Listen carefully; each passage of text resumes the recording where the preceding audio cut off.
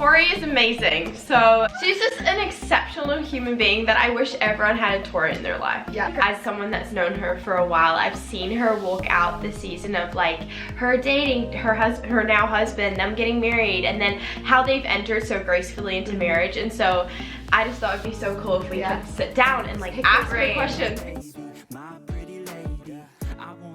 Great question for you. Okay. So if you were us, Hit me. to find single woman and you were entering into the dating world, what do you think you did well? And what would you do differently? Whew, where do I start? I'm gonna try to summarize this real quick. Dating 101 by Tori Masters. Oh man, I think going into dating, boundaries are really important. I think Chad and I's story was a little different because we were long distance and we were also friends for years because I had That's awesome. friend zoned him a couple times. And we just did a video on that, you know? And so like, I think my story is a little different because like our foundation was built on a friendship. And so then the dating process went by fairly fast, even though we were long distance, because we just knew each other really fast. And so like, we had hard conversations from the start. We were like, oh great, we like each other, so like, how do you want to raise your kids? You know, like, and how many kids do you want? And it's like having those hard conversations up front to make sure that you're aligned with your values. And so I would say like, have hard conversations like initially. That way your heart's not overly attached. And then you have these conversations and realize that y'all are like totally off. And then it leads to heartbreak. You know what I mean? It's like, okay, I'm into this guy, we're kind of vibing, you know, like he loves Jesus, number one, he's attractive because that's important. I'm just saying, like a lot of people are like, my non-negotiable is just that he's a Christian. I'm like, there's a lot of Christian men I wouldn't want to wake up next to. So sorry. So bad. And it's like, are you attracted to them? And like, don't get me wrong, like you can be attracted to their personality and their heart, and like that's so important too, like and you can grow in attraction. Oh yeah. But I'm sorry, that was just a side note. I'm like, I still want to be attracted to him. No, so I think like boundaries are really important, like having a curfew, having people that you can go on double dates with, group dates, go to church together, like having people speak into your life. I think as a couple, like that's really, really important too. Like I think the biggest like no or red flag is if you're with someone and the relationship is completely isolated. Yeah. Or if you don't want to show this person or tell stories about this person to your close friends. That's a red flag. Yeah. Like if I didn't want to share with Kirstin about a guy, I'd be like, oh, I know. Like, and Tori once said to me, if it's a maybe, it's a no. Oh, that's so good. And I was just like, that just gives me so much clarity. But I feel like you have to know this person at a certain level. First, yeah. Like, my mom says go on 3 dates and then make a decision. I love that one of the underlying things of everything that you're saying is like, I get the sense that what you're saying is that it is not our job to consume culture, it's our job to create it. Yeah. Because I feel like so often we fall into just being a byproduct of our culture. But that was not what we are created for. And even as leaders, like everyone is leader if you have influence, which means everyone can be a leader. And I think it is our job as Christians to step away and be like, well, what is it that I don't want to consume? Or just like go in the flow of it. Like we're little salmons that are meant to be swimming upstream, not with stream. Which is hard. And so like even for me, like looking, even though my parents had a great marriage, looking at that and being like, what did I love about that and what would I build upon that? Because my job is to exceed the generation before. And my job is to exceed the culture that I live in. So good. It all comes back to like really being intentional and like and even just starting from like writing your non-negotiables. That sets up this like spirit of intentionality. So that, because I think like emotions and circumstances are like a very real temptation to fall into. And you can get so consumed by that emotion and like almost make excuses for yourself, but if you don't have that solid thing to come back to and like amazing friends and community to hold you accountable to it, it's so important. Like that sermon I was listening to this morning, he was like, I want to show you guys a perfect commercial for how everyone treats relationships and culture. And it was like a credit score commercial, but he was like, it just happened. One day I was hit by a huge truck, and then I got really hurt and I couldn't go to work, and I lost my job, and my credit score went really bad, and just like all these things because we just allow things to happen to us. We allow culture to tell us what we should be doing, and like if you're not checking in with yourself and talking to God and holding yourself accountable in community, it can be really easy to fall into that. So I think one of the most dangerous things if you're single is not having accountability, because love can be very blind. Like feelings are not truth. Sorry to burst your bubble. But this whole like, oh, if it makes you feel good, I'm like, no. It doesn't say that in the Bible anywhere actually.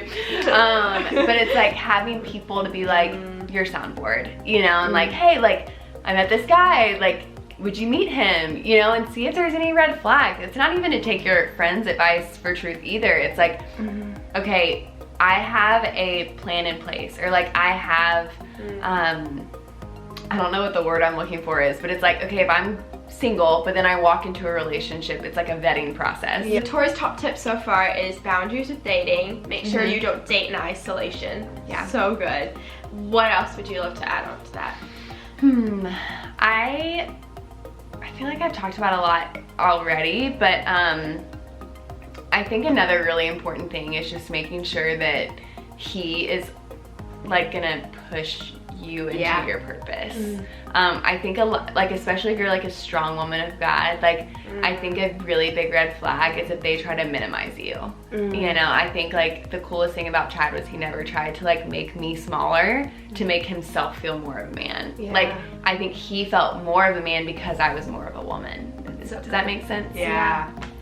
Because it's like I think if someone has insecurities, whether it's a guy or a girl, like it could be a friend that tries to like diminish you. If anyone's trying to make you smaller, it's usually coming from a place of insecurity. And I think it's so important to ask, like, how well does this person complement my purpose on life?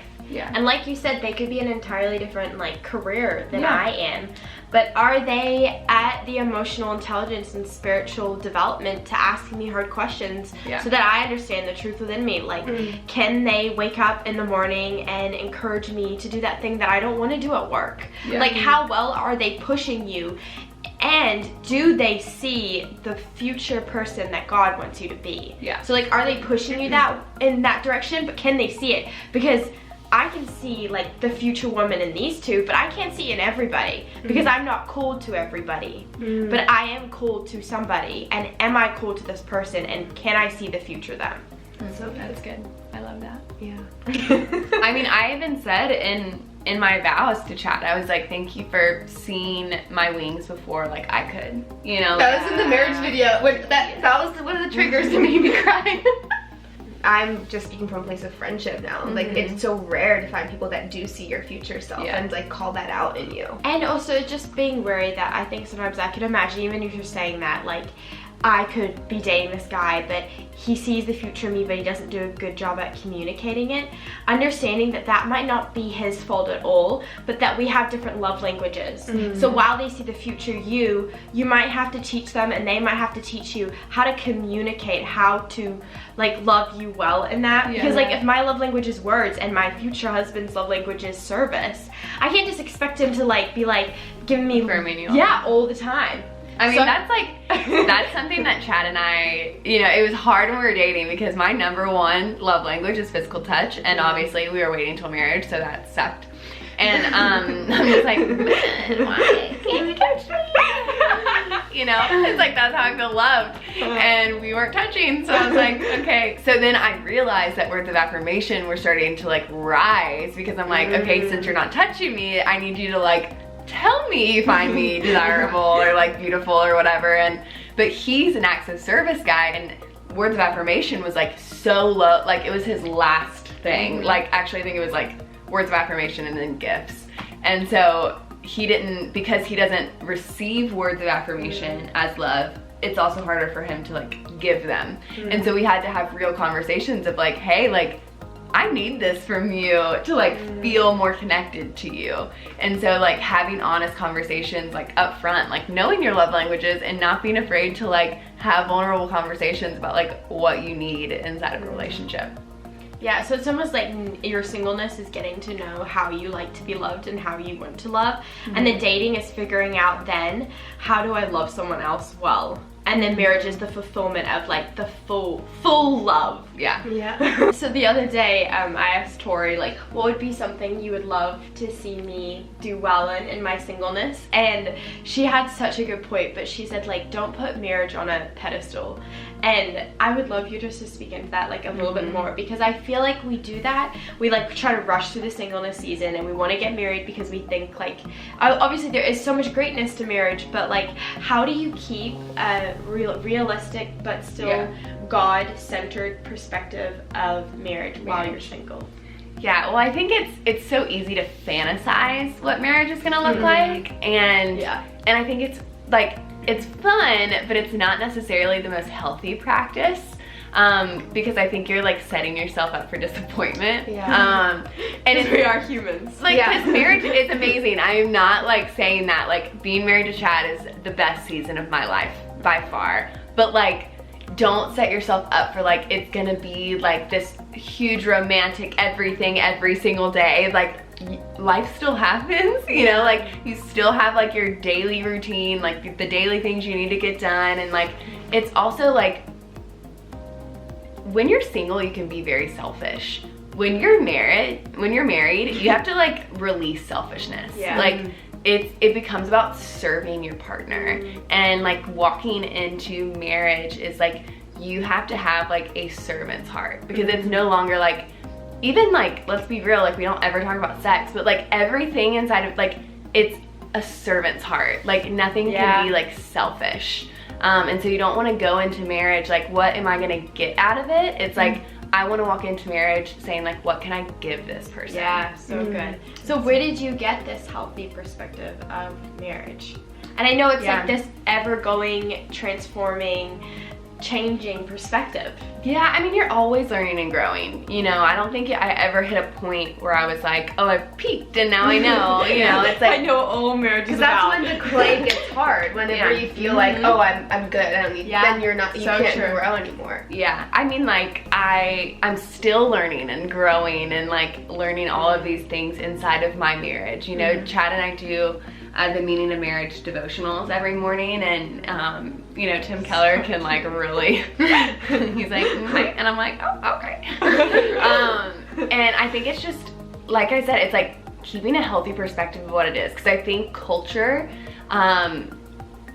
views marriage in a very unhealthy way. Like, I think in two different ways. Like, it over romanticizes it, or it makes you feel like you're in chains and you're like, can't ever get away from this person. We were on a double date the other night, and one of my friends, she was like, her husband's friend came over and said something like, well, could we, if you can like get rid of your ball and chain, like maybe we can go shoot pool. And she's like, he can just go shoot pool, like he doesn't have to like get out of it. Like, I'm not this like controlling wife who like won't let him go like hang out with his friends, you know. But it's like, I think there's such a skewed version of marriage, and I think a lot of it has to do with like how you were raised, like what you saw marriage as, like with your parents. And I think in that season of singleness, that's something you should really, really pay attention to, is like, how do I view marriage? What does the Bible say about marriage? Like, what is like biblical principles when it comes to like what the foundation of marriage should look like under Christ? And none of it's gonna say it's for your happiness and it's like romance. I mean, there are parts of that, like your husband will bring you joy, and like there will be romantic nights or days or dates or whatever, but like hey, it's worship. Hallelujah. Get a little hot, Riley? Yeah, Riley's like, you got her attention. Does anyone have some water? I got some Celsius though. Continue. I just think that it's like, it's like keeping it in the right perspective. Like, what is marriage actually for? It's to advance the kingdom. And like society is built on marriages, right? If you like look at America and then you like break it down by state and then you break it down by county and then you break it down by church and then you break it down by the local church and then you look at the pastor and there's a marriage there, you know? And it's just like everything comes down to healthy marriages. And so I think we live in this day and age of like women empowerment and individualism and independence, and we forget that like marriage is a gift from God and like something to be cherished and valued. And in that season of singleness, it's preparing your heart and it's like remembering like what the Bible says about it, and then just talking to God and being like, okay, God, like where are there gaps in me? Like where are there gaps in my mentality? Where are there gaps in my theology? Where are there gaps in my thinking in regards to marriage? So and then you growing in those areas. Because I don't think there's like a one size fits all advice for singleness. I think it's something that's like an every single day, like with God, like learning and processing things that you've gone through in your life and your like dating past, etc., to say, okay, God, like this is how I view marriage. Is this right? You know, like does this line up with how you view marriage and how you picture my future marriage? Well, thank you so much for joining us, and thank you, Tori, for your wisdom. Thanks for having me, guys. Yeah.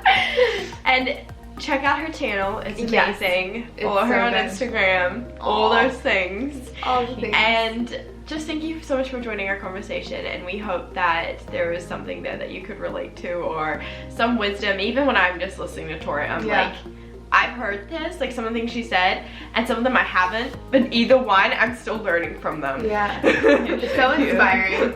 So, thank you. You're so cute.